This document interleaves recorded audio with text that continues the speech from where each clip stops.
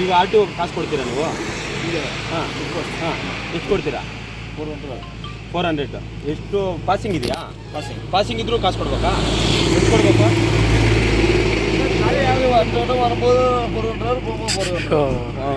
ಬರೋದಕ್ಕೆ 400 ರೂಪಾಯಿ, ಹೋಗೋದಕ್ಕೆ 400 ರೂಪಾಯಿ ಕೊಡಬೇಕು. ಇಲ್ಲಾಂದ್ರೆ ಏನು ಮಾಡ್ತಾರೆ ಅವರು? ಇಲ್ಲನೋ ಅಲ್ಲಿ ಬಿಡೋದು, ಗಾಡಿ ಬಿಡಲ್ಲ. ಓಕೆ, ಇಲ್ಲಾಂದ್ರೆ ಕೇಸ್ ಹಾಕ್ತಾರೆ ನಿಮ್ಮ ಮೇಲೆ. ಈಗ ಅಕಸ್ಮಾತ್ ನಿಮ್ಮ ಹತ್ರ ಇಲ್ಲ ಅಂದ್ರೆ ಏನು ಮಾಡ್ತೀರಾ? ನಿಮ್ಮ ಹತ್ರ ಅಮೌಂಟೇ ಇಲ್ಲ, ಈಗ ಅಮೌಂಟ್ ಇಲ್ಲ, ಆಗೇನು ಮಾಡ್ತೀರಾ? ಅಮೌಂಟ್ ನೋಡು ಅಲ್ಲಿ ಹೊರಬೋದು, ಗಾಡಿ ಸೈಡ್ಗೆ ಹಾಕ್ಬಿಟ್ಟು ಎಷ್ಟು ಬರೀತಾರೆ ಕೇಸು? 20,000. ಅಕಸ್ಮಾತ್ ಎಷ್ಟು ಕೊಡ್ತೀರಾ?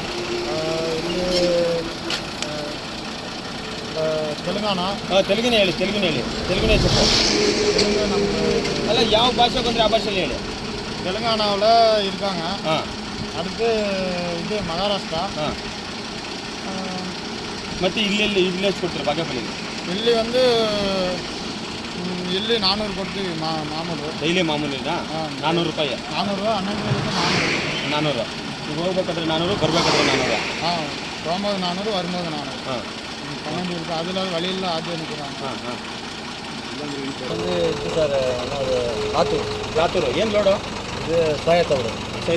ಇಲ್ಲಿ ಆರ್ ಟಿ ಒಗಳಿಗೆ ಏನೋ ದುಡ್ಡು ಕೊಡ್ತೀರಾ? ಅಮ್ಮ ದುಡ್ಡು ಕೊಡ್ತೀರಿ. ಎಷ್ಟು ಕೊಡಬೇಕು? ಇಲ್ಲಿ ಬಾಗೇಪಲ್ಲಿಗೆ 700 ರೂಪಾಯಿ ಕೊಡ್ಬೇಕು. 700 ರೂಪಾಯಿ.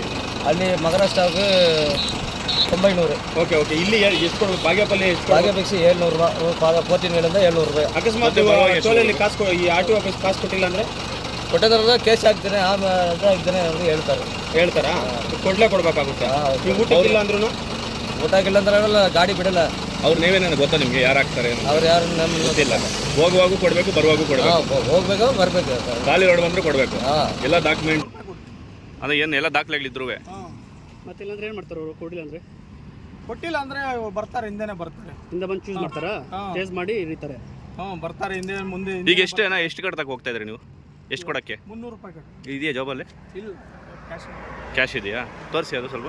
ಇಲ್ಲ, ಕ್ಯಾಶ್ ಇಲ್ಲ, ಫೋನ್ಪೇ ಮಾಡ್ತೀರಾ? ಇಲ್ಲ, ಕೇಳಿದ್ರೆ ಮಾಡೋದಿಲ್ಲ ಅಂದ್ರೆ ಯಾರೋ ಇಸ್ಕೊಂಬಂದು. ಈಗ ಕೊಡಲ್ಲ ಅಂದರೆ ಬಿಡೋದೇ ಇಲ್ಲ ಅವರು.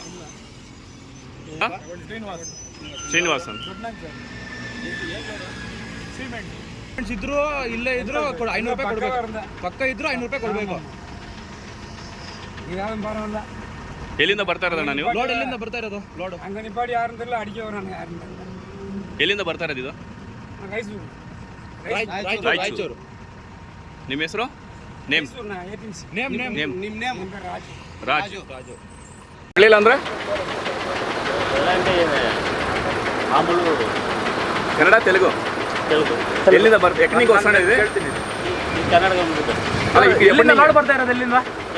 ರಾಯಚೂರಿಂದ. ಏನು ಸರ್ ಲೋಡು? ಇಲ್ಲಿ ಡೈಲಿ ಎಷ್ಟು ಕೊಡ್ಬೇಕು ಅವ್ರಿಗೆ ಬಂದಾಗೆಲ್ಲ? ಎಷ್ಟು ಕೊಡ್ತೀರಾ ಅಮೌಂಟು? ಅಂದಾಜು ಎಷ್ಟು? 200, 300 ఎంత సార్?